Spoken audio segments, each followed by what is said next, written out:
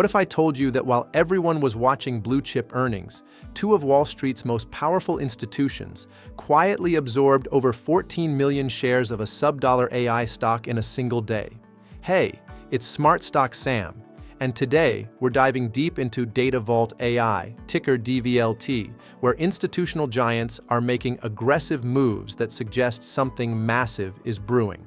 We're talking State Street and Jane Street positioning themselves before a major catalyst that has most retail traders completely confused. Is DVLT ready for an explosive breakout, or are these institutions walking into a trap? Stick with me, because the next 10 days could change everything for this stock. DVLT closed Friday at 80 cents, up a solid 8.5%. Sounds decent, right? But here's what most people missed. The journey to that close was an absolute battlefield. This stock reclaimed critical psychological support after multiple intraday crashes that would have shaken out weak hands. We witnessed a classic rise-fall-rise pattern that confirmed one critical thing. Aggressive, high-conviction buyers are defending the 74-cent level like their lives depend on it. But here's the kicker. That late-day volume surge wasn't retail FOMO. It was Tier 1 institutional money flooding in. When firms like State Street deploy this much capital into a stock trading under $1, they're not scalping for pennies. They're positioning for a structural transformation. Now let me show you exactly how wild Friday's session really was. We opened at 76 cents, and by 1 p.m., the stock was screaming toward 88 cents. Retail traders were euphoric, posting rocket emojis everywhere. Then the floor completely fell out. By 3:30 p.m., we hit a crushing low of 74 cents, a 14% swing in just 2.5 hours. Most traders would have panic sold and walked away, convinced the dump had begun. But then, something extraordinary happened. In the final 30 minutes, DVLT staged a vicious reversal, clawing back to close at 80 cents.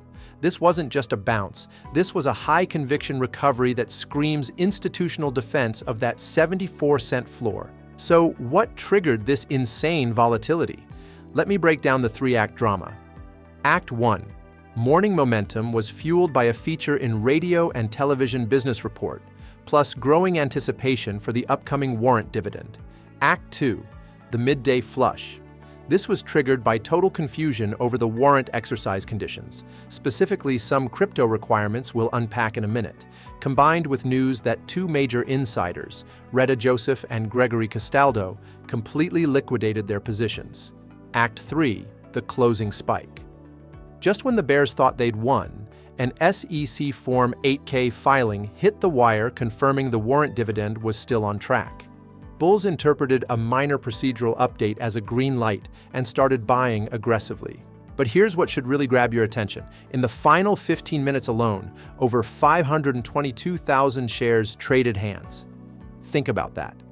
That's more volume than many small-cap stocks see in an entire trading day. This wasn't retail churn. This was aggressive institutional rebalancing. Unlike retail traders chasing pennies, this volume pattern suggests major players are locking in positions before two massive catalysts: the February 15th earnings report and the February 23rd warrant distribution.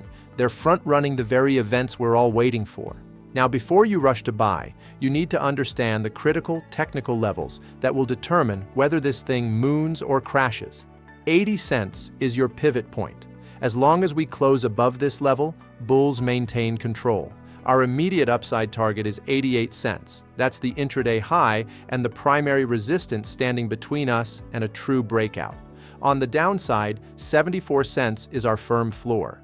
This level was tested and held during Friday's flush. However, and this is critical, if 74 cents fails, the technical damage would be severe.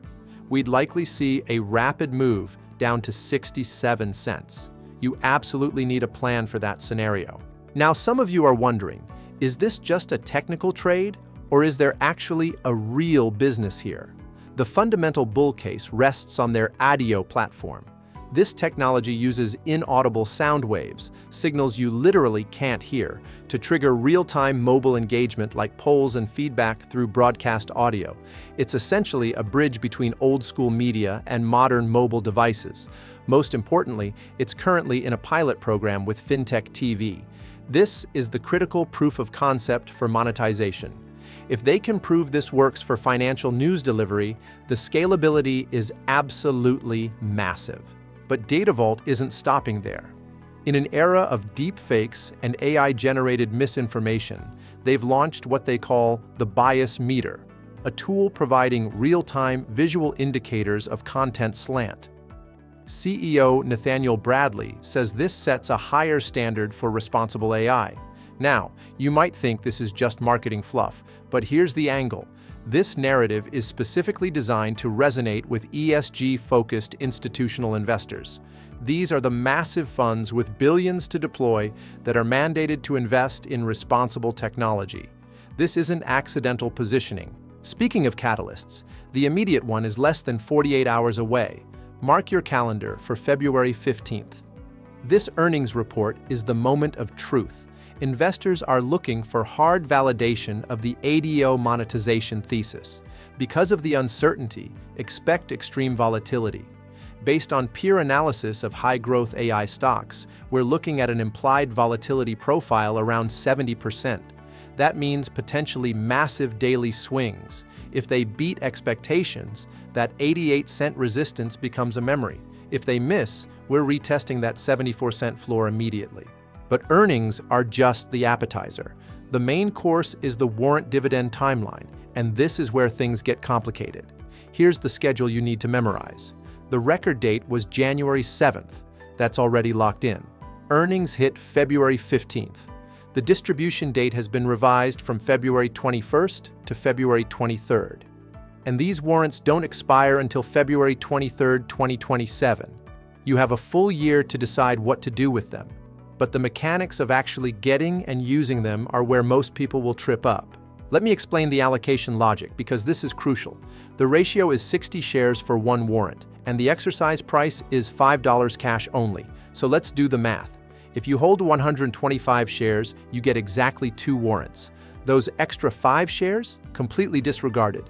But if you're holding 59 shares, you hit the threshold of 0 warrants. You get nothing. You must manage your position size in multiples of 60 if you want to participate in this distribution. But even if you have the correct number of shares, there's a hidden compliance hurdle that could completely wipe you out. Pay very close attention here. To exercise these warrants, you must hold 1 Dream Bowl Meme Coin 2 token for every single warrant you want to use. Not only that, these tokens must be held in a Datavault account digital wallet. There's a mandatory 5-day verification period, and here's the biggest risk. These warrants are non-transferable. You cannot sell them on the open market. You either exercise them or they expire worthless. This is a massive operational hurdle that requires immediate preparation. So with all these traps and complications, why are the biggest names in finance buying millions of shares? Look at these numbers. State Street, over 10 million shares, a brand new position. Jane Street, 4.4 million shares, also brand new. Charles Schwab and Morgan Stanley are in as well. This level of Tier 1 institutional entry establishes a fundamental floor. These firms employ the best analysts in the world, and they just decided DVLT is worth a multi-million-dollar bet. Do they know something the retail crowd doesn't? But for every institutional giant that enters, an old guard exits. We're witnessing what I call the changing of the guard.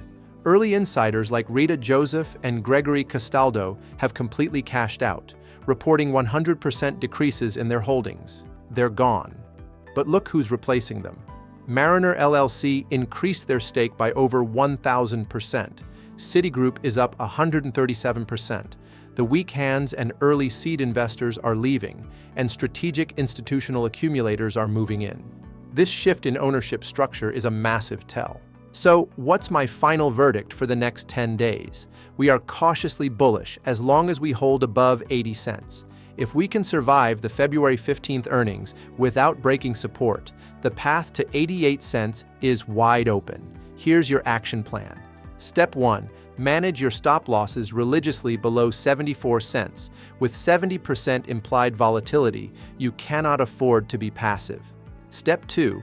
If you plan to exercise those warrants, you need to secure your memecoin 2 tokens and set up your Datavault wallet today, not tomorrow. The institutional floor set by State Street and Jane Street suggests the structural trend is strengthening. Before we wrap up, I need to give you an important reminder. Nothing in this video is financial advice. I am not a licensed financial advisor. This content is for educational and entertainment purposes only. You should always do your own research and consult with a qualified financial professional before making any investment decisions.